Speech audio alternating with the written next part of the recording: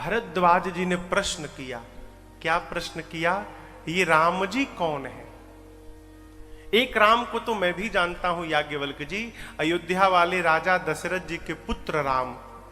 उनकी पत्नी का हरण हो गया था और राम जी को क्रोध आया, युद्ध में जाके रावण को मार दिए। उस राम को मैं जानता हूं। मेरा प्रश्न है, जिस राम को मैं जानता हूं, क्या शंकर जी भी उसी राम जी के नाम को जपते हैं कि इनके वाले राम जी कोई और है और मैं जिस राम को जानता हूं ये कोई और राम है? ये मेरा प्रश्न है, इसको समाधान करिए। सामने वाले की बोली सब बताती है। हम लोगों से भी लोग प्रश्न करते हैं तो पता चलता है कि कौन वास्तव में जानना चाहता है और कौन हमको जानना चाहता है। कई लोग तो प्रश्न का उत्तर जानना चाहते हैं और कई लोग हमको जानना चाहते हैं। याज्ञवल्क्य जी मुस्कुराए और मुस्कुरा कर कहे, चतुराई तुम्हार मैं जानी, राम भगत तुम मन क्रम पानी। आप मन से, कर्म से, वचन से राम जी के भक्त हैं और आपकी चतुराई को मैं समझ गया भरद्वाज जी। आप जानबूझकर प्रश्न कर रहे हैं ना? क्यों? क्योंकि आप राम जी की कथा सुनना चाहते हैं। आप जैसा श्रोता पाएगा कोई तो क्यों नहीं कथा सुनाएगा। मैं अवश्य सुनाऊंगा, लेकिन उसके पहले एक दूसरी कथा सुनिए। कौन सी कथा? याज्ञवल्क्य ऋषि कहते हैं, एक बार त्रेता जुग माहे, एक बार त्रेता जुग माहे, शंभु गए कुंभज ऋषि पाहे,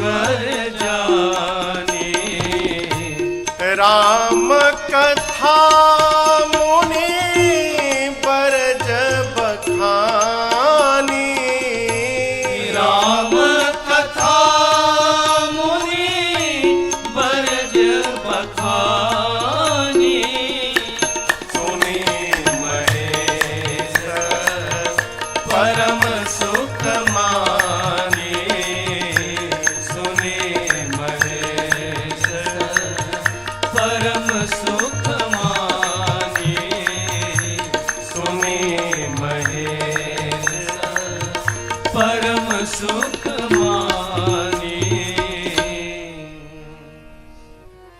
याज्ञवल्क्य ऋषि कहते हैं, भरद्वाज जी, एक बार त्रेता युग में भगवान शंकर अपनी अर्धांगिनी मैया सती को लेकर और अगस्त ऋषि के आश्रम में राम जी की कथा सुनने गए।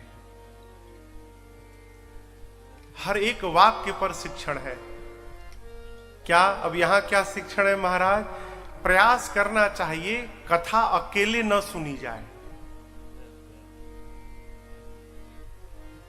नेटवर्क बिजनेस है, वो नेटवर्क वाला, वो नेटवर्क का बिजनेस, एमवे कंपनी का बिजनेस नेटवर्किंग का बिजनेस है। ऐसे कई कंपनियां हैं।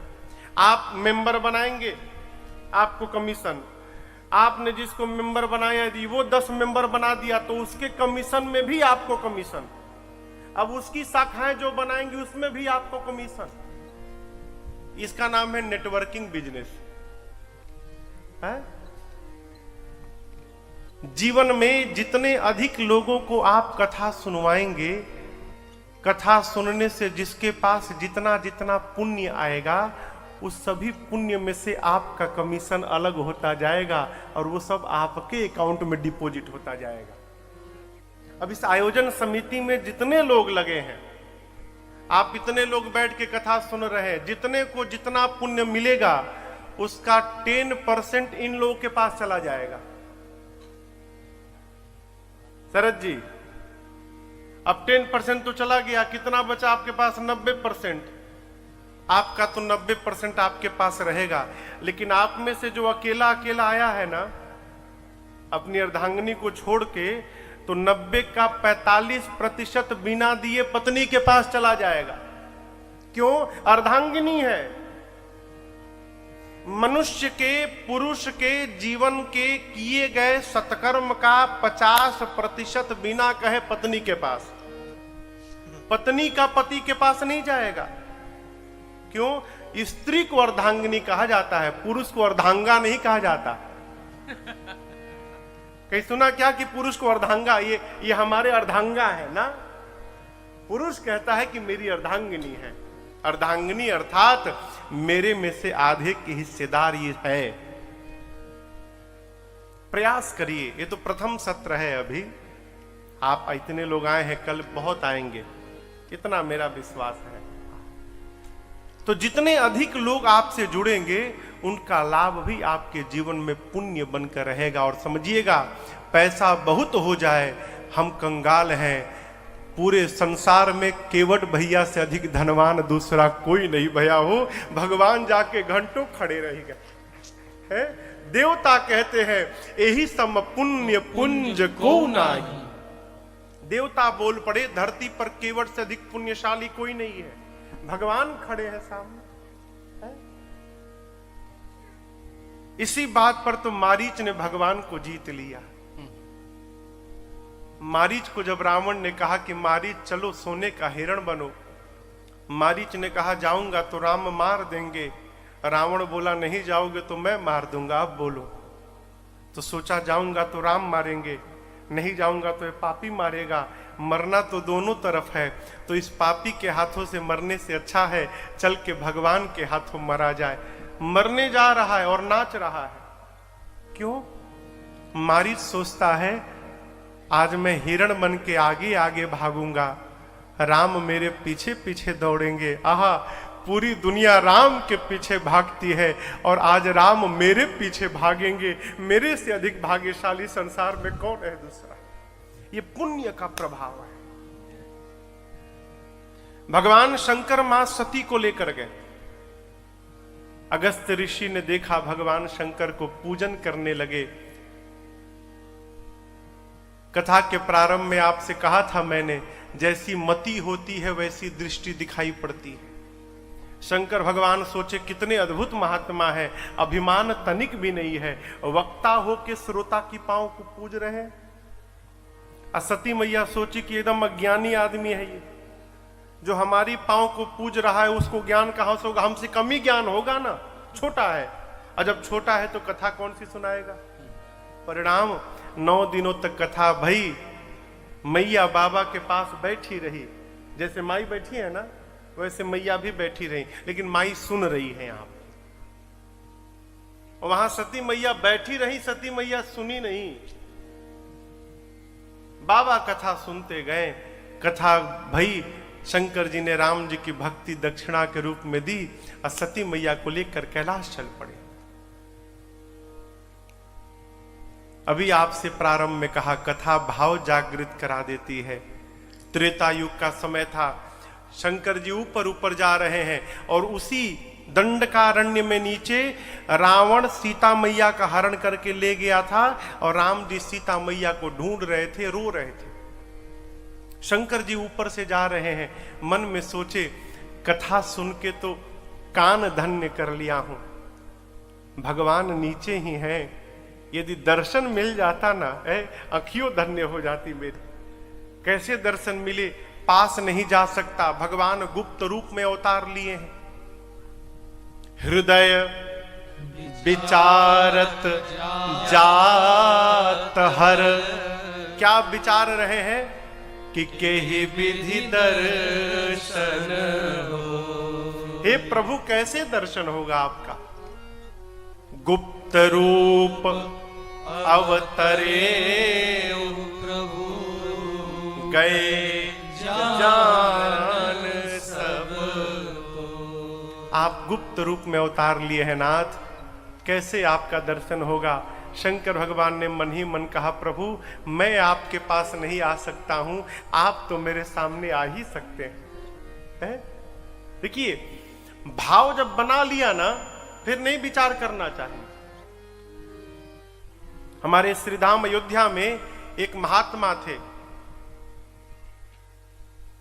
वो राम जी को अपना शिष्य मानते थे, विद्यार्थी। सत्य घटना है। मंदिर नहीं जाते थे कभी, अयोध्या में रह के कभी भगवान के मंदिर में नहीं गए।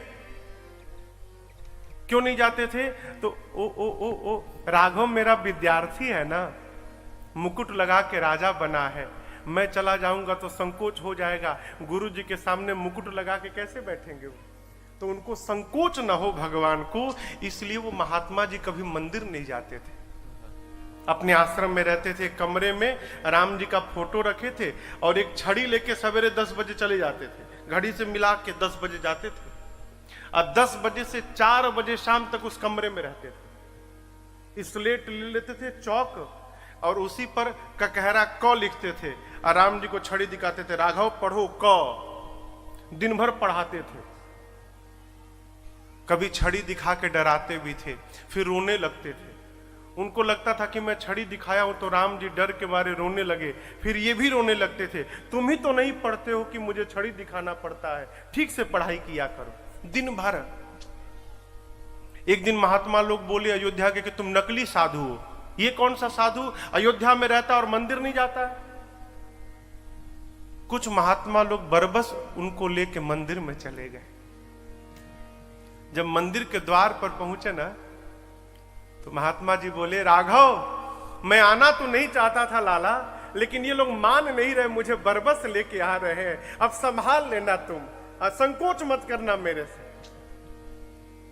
सत्य घटना है ये, आपको बतावें।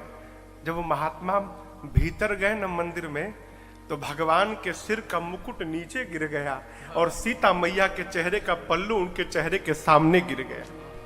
मां ने अपने आप को आंचल से ढक लिया। ये भाव की सिद्धता है।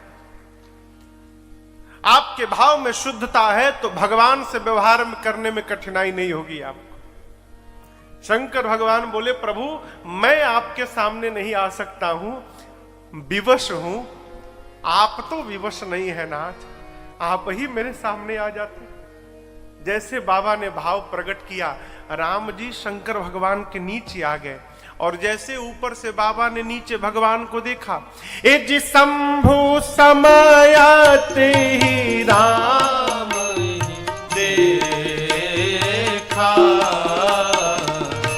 शंभु समयाते ही राम देखा, उपजा अति हर्ष विशेखा, उपजा अति हर्ष विशेखा। ऊपर से बोले, जय सच्चिदानंद जग पावन, जय सच्चिदानंद जग पावन, हंस कहि चले मनोज रसावन, हंस कहि चले मनोज रसावन, बस कहि चले मनोज नसावन। शंकर भगवान ने देखा राम जी को, आनंद में आ गए, जी भर के निहारा। यहां गोस्वामी जी कहते हैं भरी लोचन, लोचन मन नेत्र, भरी लोचन छवि सिंधु निहारी। अब आप देखिए, किसी को गिलास भर पानी दीजिए तो हो सकता है तृप्त ना हो, ठीक ना। किसी को मटके के पास पहुंचा दीजिए, हो सकता है उससे भी तृप्त ना हो। लेकिन आप बताओ, समुद्र के समान कुछ मिल जाए पीने को, तो ऐसा कोई है जो तृप्त नहीं होगा, है? भगवान छवि के समुद्र हैं, छवि सिंधु। और जब छवि रूपी सिंधु के पास भगवान शंकर पहुंचे तो शंकर भगवान की आंखें भी तृप्त हो गई। भरी लोचन छवि सिंधु निहारी, जी भर के देखा। मंदिर में जाकर भगवान को देखने का स्वभाव बने। क्षमा करिएगा, एक कड़वी बात बोलूं, कोई हो तो क्षमा करेगा। जो आदमी आंख में आंख डालकर बात न कर पाए, उस आदमी का जीवन में कभी भरोसा नहीं करना चाहिए। जो आंख से आंख मिला के बात न कर पाए, कई लोग बात करिएगा, हाँ ठीक है हम आ जाएंगे हम, आंख नहीं मिला पाएंगे, सावधान है। देखने का स्वभाव बने। अरे अभी जाने की बात ना करिए, क्यों? क्योंकि जी भर के देखा नहीं है, आप जाने की बात न करिए। जी भर के देखिए, शंकर भगवान ने जी भर के देखा। हे सच्चिदानंद भगवान, आपकी जय हो प्रभु, आपकी जय जयकार हो नाथ। जय जयकार करके भगवान शंकर मां सती को लेके चल पड़े। अब यहां पर एक आप देखिए क्या अद्भुत घटना घटी। शंकर भगवान राम जी को देखकर जय जयकार किए और सती मैया राम जी को देखकर दुविधा में फंस गई। क्यों? जो अपनी पत्नी के लिए रो रहा है वो भगवान होगा? भगवान कहीं पत्नी के लिए रोएंगे? ये तो मनुष्य की भांति रो रहे हैं। पूरा जगत शिव को प्रणाम करता है, शिव ने जीव को प्रणाम कर लिया और वो भी सच्चिदानंद कह के प्रणाम कर लिया। ये भगवान नहीं हो सकते हैं। शंकर भगवान ने कहा देवी मान जाओ, भगवान है ना, भगवान नहीं है। बाबा ने कहा ये भगवान है, मेरे इष्ट हैं। माई बोली नहीं हो सकते। शंकर भगवान बोले अरे इन्हीं की कथा अभी अगस्त्य जी ने सुनाई। मां बोली नहीं हो सकता। बहुत कहा, अनेक प्रकार से बाबा ने समझाया। मुनि धीर जोगी सिद्ध संतत विमल मन जहि ध्यावहि, कहि नेति निगम पुराण आगम जासु कीरति गावहि।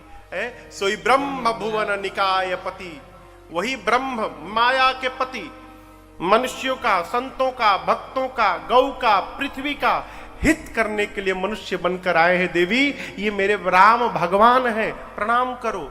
नहीं किया माई ने। क्यों नहीं किया? कथा में बैठकर कथा नहीं सुनी थी। कथा सुनी होती तो पता रहता कि राम जी रोए भी थे। नहीं सुनी, विश्वास नहीं भया। शंकर जी ने बोला जब इतना संशय है तो परीक्षा ले लो। देखिए परीक्षा लेना तो सरल है, लेकिन कौन किसका लेगा? एक आदमी हमसे मिला, महाराज हमको भी गुरु बनाना है। अब हमको अच्छा, बहुत अच्छी बात भाई, किसको बनाओगे? देखूंगा कौन बनने लायक है। हमने कैसे देखोगे? परीक्षा करके। हमने कहा जब परीक्षा तुम ही कर लोगे तो तुम गुरु की वो गुरु। भाई जिसकी आप परीक्षा कर लेंगे तो गुरु तो आप हो गए। गुरु नहीं बनाया जाता है, हो शिष्य बना जाता है। जहां जाकर शरण में पड़ जाइए, शिष्यत्व को वर्ण कर लीजिए, वो आगे सामने आपका सदगुरु है। किसकी परीक्षा लेनी है, कौन लेगा, इसका विवेक होना चाहिए। शंकर भगवान ने कहा देवी विवेक और विचार से परीक्षण करिएगा। मां ने विचार तो किया, विवेक को समाप्त कर दिया। पुनि पुनि हृदय विचार करी, धरि सीता कर रो। आगे होई चली पंथ तेहि, जेहि आवत नर भू। जिस मार्ग पर राम लक्ष्मण जी चल रहे थे, रोते रोते राम जी आ रहे थे, उसी मार्ग पर आगे आगे सती जी सीता मैया का रूप बना के चलने लगी। लक्ष्मण जी देखते पहचान गए, नकली भाभी है। क्यों? मेरी भाभी भैया के आगे नहीं चलती हैं, पीछे चलती हैं, ये तो आगे आगे चल रही हैं। राम जी ने देखा, दोनों हाथों को जोड़कर प्रभु ने प्रणाम किया और राम जी बोले, मां बाबा कहां है? अकेले अकेले घूम रही हैं आप? वन बड़ा भयानक है मां, सीता को मैंने अकेला छोड़ा, कोई हरण करके ले गया, आप भी अकेले घूम रही हैं। सती मैया ने देखा, ये तो मुझे पहचान गए, ये तो वास्तव में भगवान है। शिव के वचनों पर मैंने अविश्वास किया, जाकर क्या उत्तर दूंगी मैं। मां बिना कुछ कहे भगवान शंकर के पास वापस चली गई। बाबा ने सीधा प्रश्न किया, लीन परीक्षा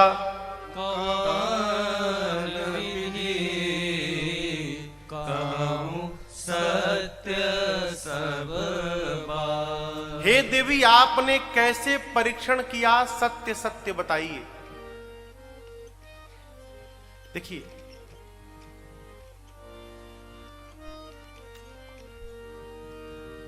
बात थोड़ी टेढ़ी है।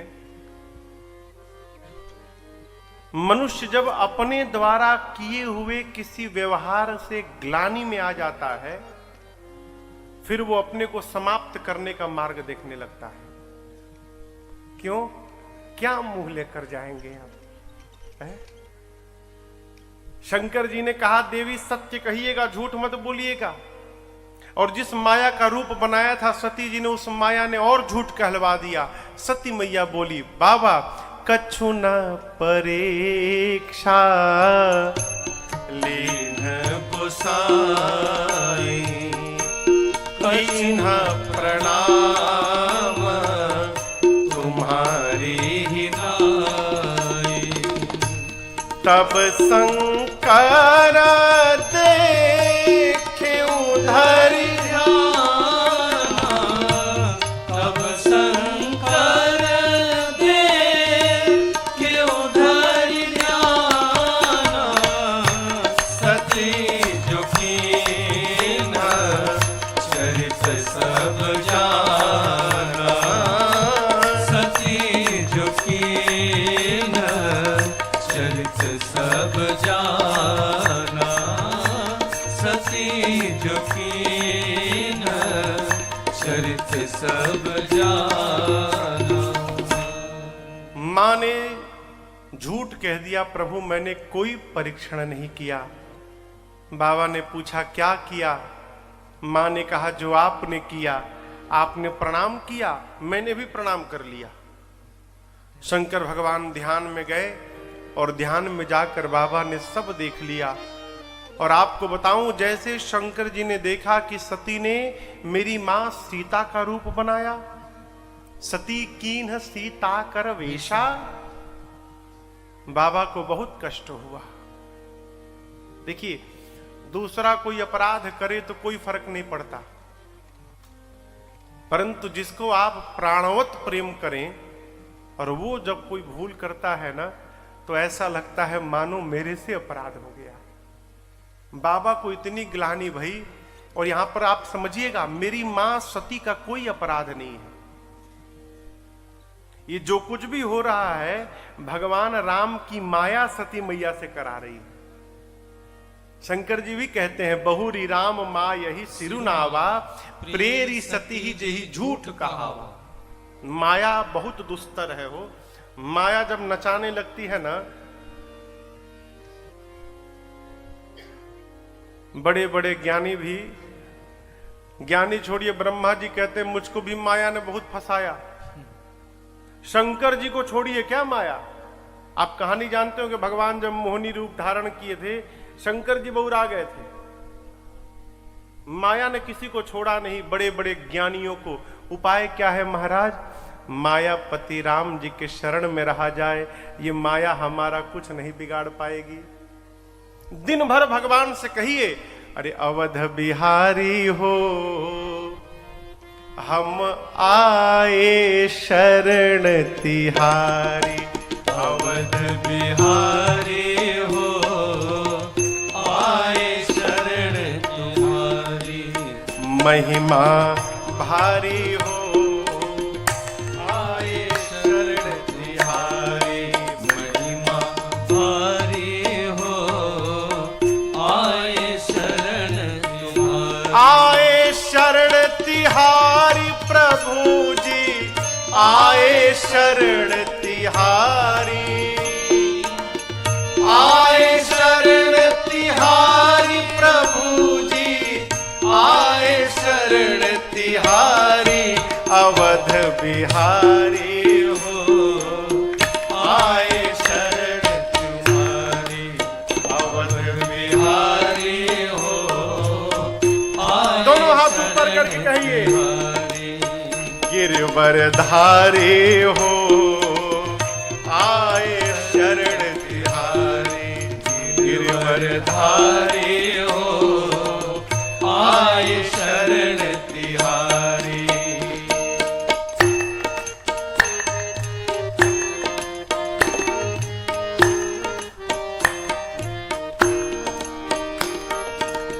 महापात की राह अजामिल, उसे मिला सुरधाम। महापात की राह अजामिल, उसे मिला सुरधाम। नारायण आ गए लिया जब पुत्र का अपने नाम। नारायण आ गए लिया जब पुत्र का अपने नाम। नारायण आ गए लिया जब, नारायण आ गए लिया जब पुत्र का अपने नाम। संकट हारे हो आए शरण तिहारी। संकट हारे हो आए शरण तिहारी। अवध बिहारी हो आए शरण तिहारी।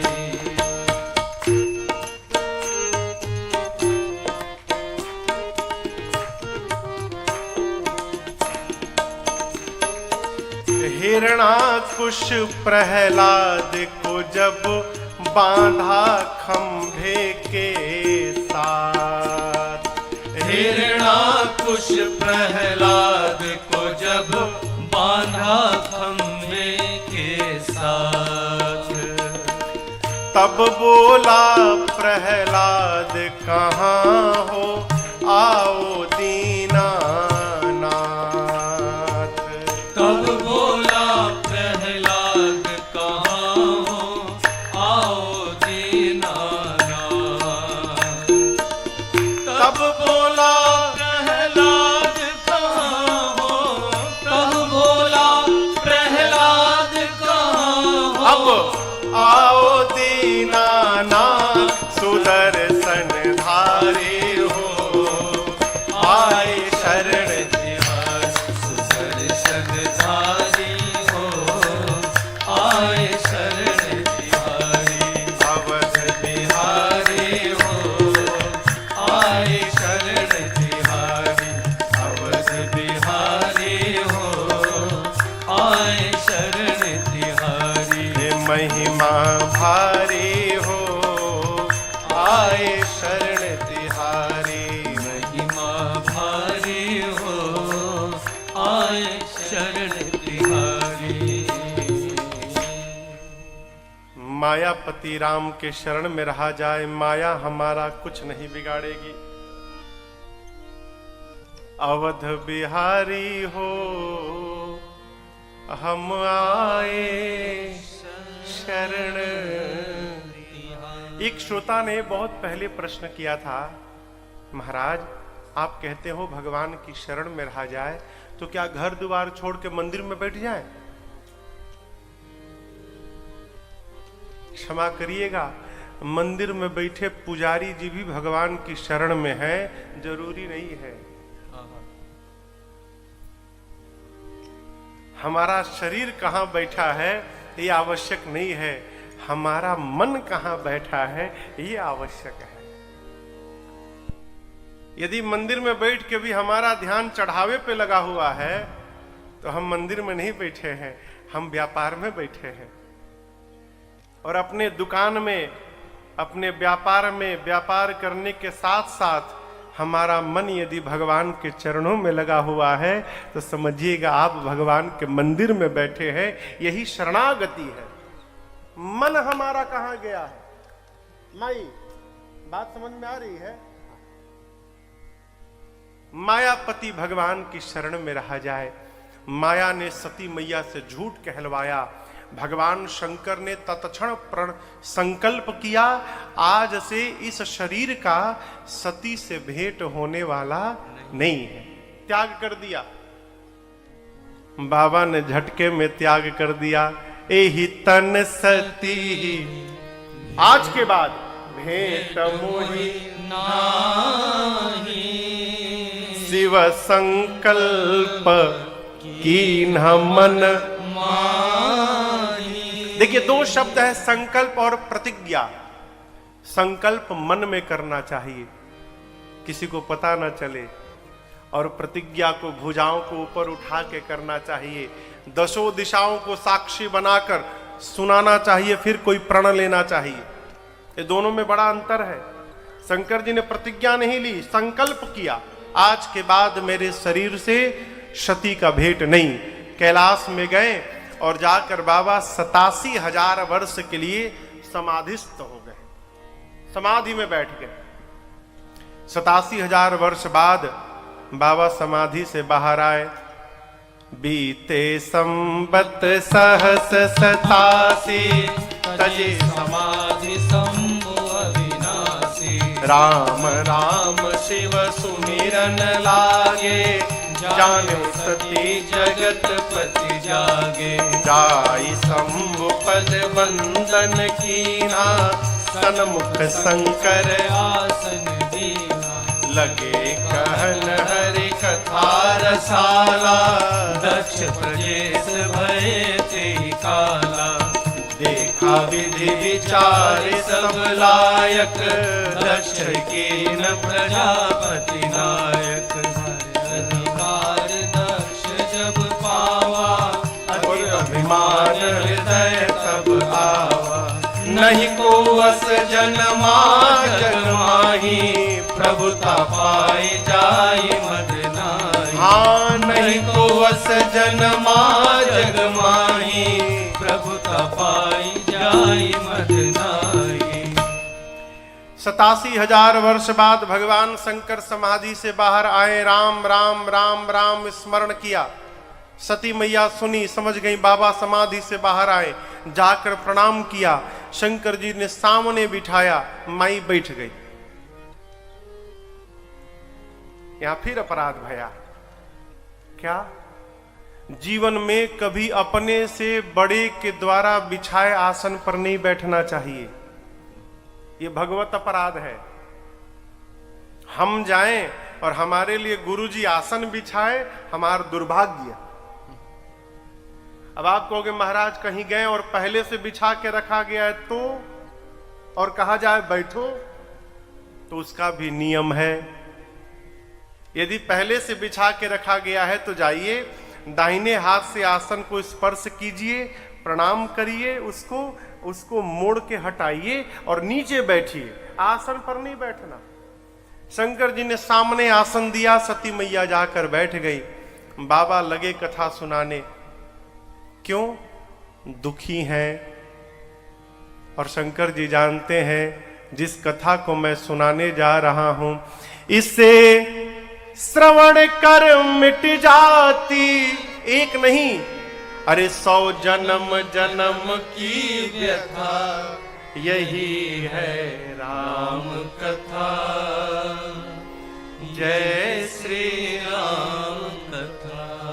कथा व्यथा को समाप्त करती है, इसलिए बाबा ने मैया को कथा सुनाना प्रारंभ किया। जैसे कथा प्रारंभ भई, उसी समय ब्रह्मा जी ने सती जी के पिता दक्ष को प्रजापतियों का नायक बनाया। आपसे एक बात निवेदन करूं मैं, दक्ष के दामाद हैं जमाता, यहां क्या कहते हैं छत्तीसगढ़ी में?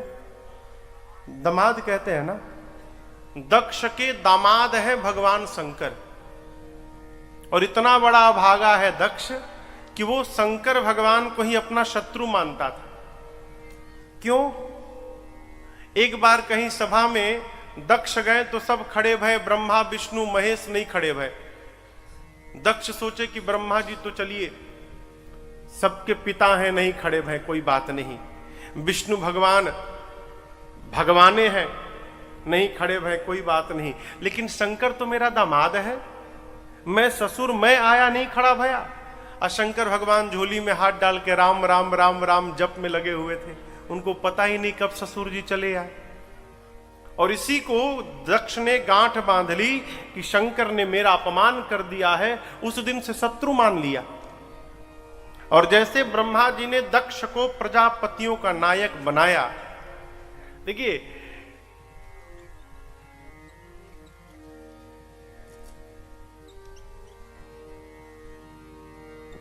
कई लोग बदला लेने के लिए जीवन भर प्रयत्नशील रहते हैं, बदला लेना है, छोड़ूंगा नहीं।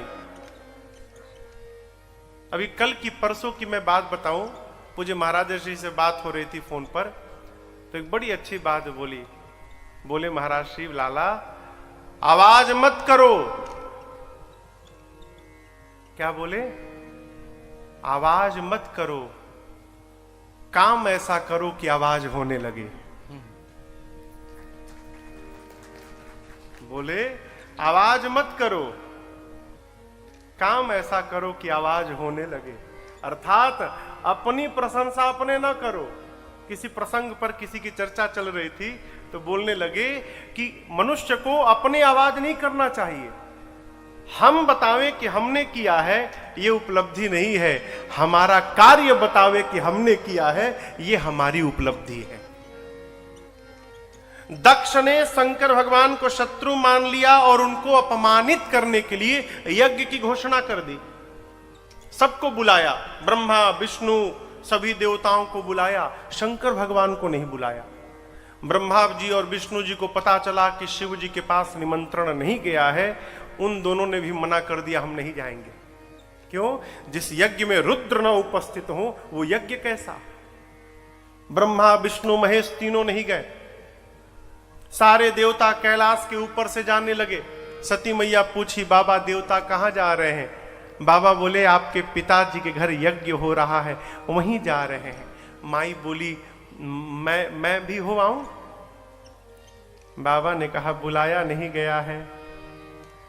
यद्यपि देवी पिता के घर से, मित्र के घर से, गुरु के घर से और स्वामी के घर से 4 स्थान से बुलावा नहीं ढूंढना चाहिए, बिना बुलाए जाना चाहिए।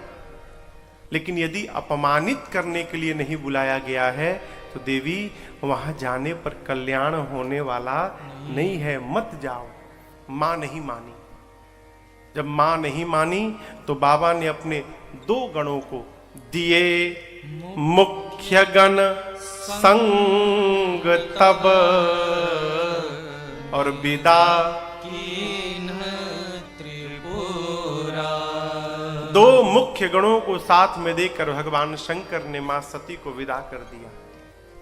और आपको कहूं, जब मां अपने पिता के घर पहुंची ना, तो पिता और पति के भावनाओं का अंतर स्पष्ट दिखाई पड़ा। कैसे दिखाई पड़ा? किसी ने सती मैया से बात भी नहीं किया, केवल उनकी मां ने उनसे बात की और किसी ने बात नहीं की। उनकी बहनें, 16 बहनें थी सती जी की। बहनें कैसे मिली? भगिनी मिली, बहुत मुस्कुराता। देखिए, मुस्कुराना तो ठीक है, लेकिन बहुत मुस्कुराना ठीक नहीं है। कोई मुस्कुरा कर मिले तो आप भी मुस्कुराइए, लेकिन यदि कोई बहुत मुस्कुरा रहा है, इसका अर्थ है सामने वाला आप पर व्यंग कस रहा है। भगनी कैसे मिली? भगनी मिली बहुत मुस्काता। सती मैया देख कर भी अनदेखा कर गई। यज्ञ मंडप में गई, जाकर अवलोकन किया और मां ने देखा सभी देवताओं के लिए स्थान बना है और मेरे पति के लिए यज्ञ मंडप में कोई स्थान नहीं। जिस मंडप में रुद्र के लिए स्थान न हो वो यज्ञ हो ही नहीं सकता। मां विकराल रूप धारण कर लेती हैं, पूरा शरीर क्रोध की अग्नि में जलने लगा। सती मैया तेज आवाज में बोलने लगी, हे देवगण, हे मुनिगण, कान खोलकर सुनिए। आप में से इस सभा में बैठकर जिसने मेरे पति की निंदा की है अथवा जिसने कानों से सुना है, आप सबको दंड मिलेगा। मेरे पति केवल मेरे पति नहीं, जगत के पिता हैं। मर्यादा कहती है जिस सभा में संत की, शंभु की और हरि की निंदा हो, यदि अपने भीतर सामर्थ्य है तो निंदा करने वाले की जिह्वा काट दो, शक्ति नहीं है तो कान बंद करके चले जाओ। मेरे पिता ने मेरे पति की निंदा की, आज के बाद मैं इसकी बेटी के रूप में जीवित नहीं रहूंगी। इतना कह के सती मैया ने दाहिने पांव के अंगुष्ठ से योग अग्नि को प्रज्वलित करा के और मां ने अपने आप को जलाकर भस्म कर दिया। आग योग अग्नि से अपने आप को जला दिया मां ने। बाबा के गण मां सती को योगाग्नि में जलते देखे आवेश में आ गए, लगे यज्ञ विध्वंस करने। नारद जी जाकर भगवान शंकर को बताएं। शंकर जी को क्रोध आया, केश, सिर से एक केश को निकालकर धड़ा पर फेंका। वीरभद्र प्रकट भय, कुपित किया वीरभद्र को बाबा ने भेजा है। वीरभद्र आए, सबसे पहले आचार्य थे यज्ञ के भृगु जी, उनकी दाढ़ी नोची। पूषा नाम के देवता को ऐसा मुष्टिका से प्रहार किया, 32 दांत टूट गए। दक्ष के सर को पकड़ा, हाथ से घुमाकर धड़ से अलग करके और अग्निकुंड में ले जाकर स्वाहा कर दिया। पूरा यज्ञ विध्वंस करने लगे बाबा के गण। कथा कहती है जीवन में प्रतिशोध की भावना से यदि आप सत्कर्म भी करेंगे तो आपका सत्कर्म पूर्ण होने वाला नहीं है। अरे मेरा राम की कृपा से सब काम हो रहा है, मेरा राम की कृपा से सब काम हो रहा है। करते हैं मेरे राघव, करते हैं मेरे राघव, कोरोना से रक्षा करते हैं मेरे राघव, करते हैं मेरे राघव, और नीचे सब काम हो रहा है। मेरा राम की कृपा से सब काम हो रहा है, मेरा राम की कृपा से सब काम हो रहा है। पतवार के बिना ही मेरी नाव चल रही है, पतवार के बिना ही मेरी नाव चल रही है। हैरान है जमाना मंजिल भी मिल रही है, हैरान है जमाना मंजिल भी मिल रही है। पतवार के बिना ही मेरी नाव चल रही है, पतवार के बिना ही मेरी नाव चल रही है। हैरान है जमाना मंजिल भी मिल रही है, हैरान है जमाना मंजिल भी मिल रही है। करता नहीं हूँ कुछ भी, करता नहीं हो कुछ भी, फिर भी सब काम हो रहा है। करता नहीं हो कुछ भी,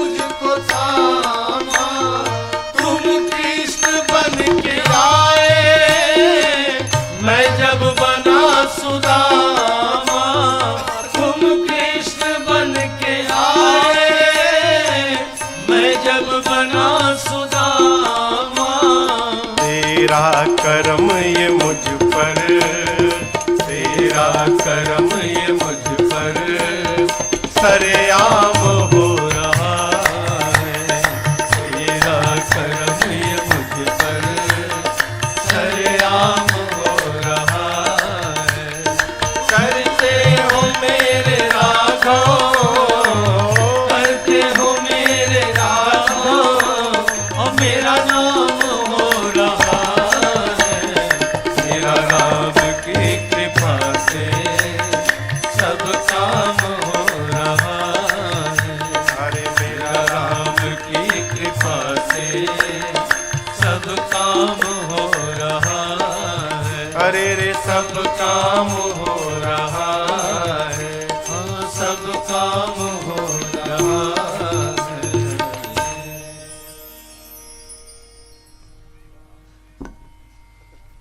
भक्त केवल भरोसे में रहे, कर्म करता जाए, फल अपने आप प्राप्त होगा। कौन सा फल मिलेगा? जो वो सोचता है वो नहीं मिलेगा, जो उसके लिए उचित होगा वो उसको प्राप्त होगा। देखिए,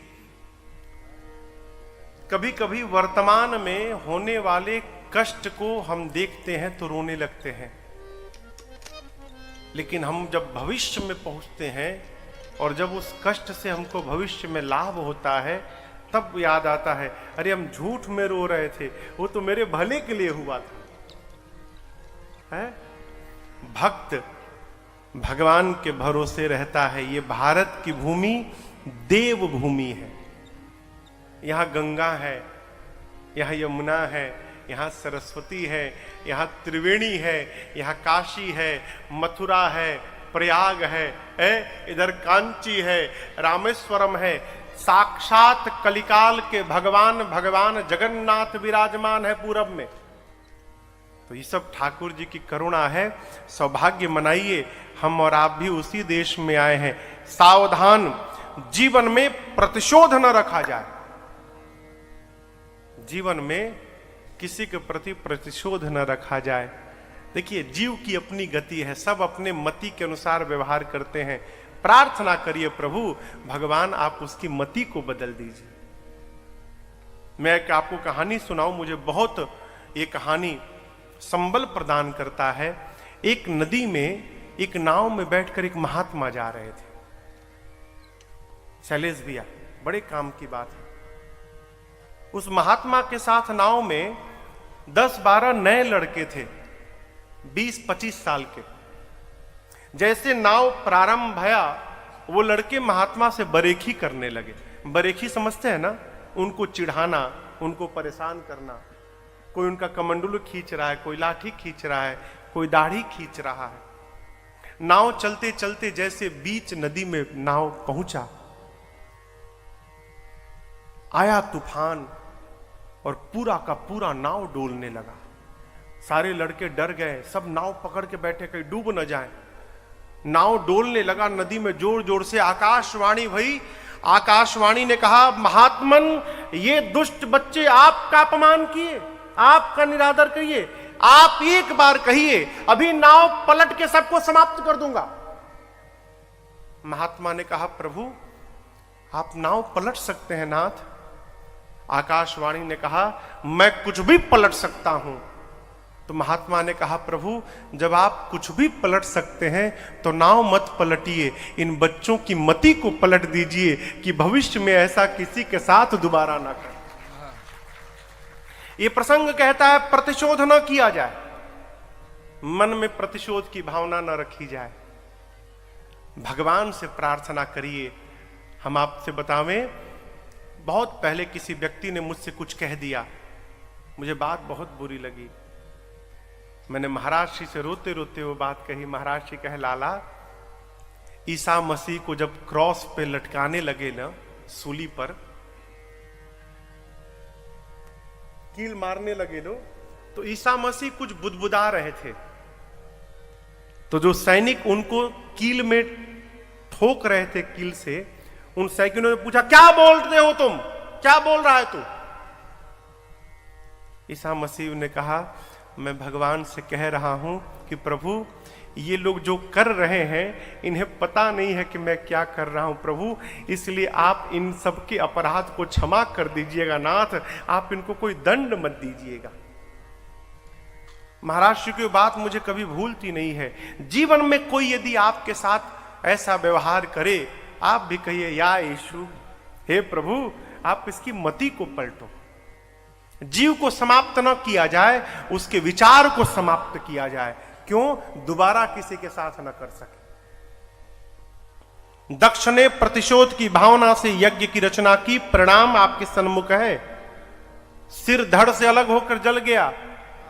जब सिर जल गया यज्ञ कुंड में, बाद में शंकर जी को बुलाया गया, यज्ञ की रक्षा कराई गई। यज्ञ नारायण है ना हो, तो उनको भी बचाना है। शंकर जी को बुला के यज्ञ की रक्षा कराई गई। अब दक्ष को प्रजापति बनाया गया है। प्रजापति यानी सृष्टि का विस्तार करेंगे, और जब वही समाप्त हो जाएंगे तो विस्तार कौन करेगा? तो दक्ष को जीवित किया गया। सिर तो जल गया है, फिर बकरे का सिर लाकर उनके सिर पे रखा गया, धड़ पे। बकरे का सिर लगा तो शरीर तो मनुष्य का, लेकिन मुख बकरे का। बकरा मिमियाता है, लगे दक्ष मैं करने, और ये देखते भगवान शंकर को हंसी आ गई।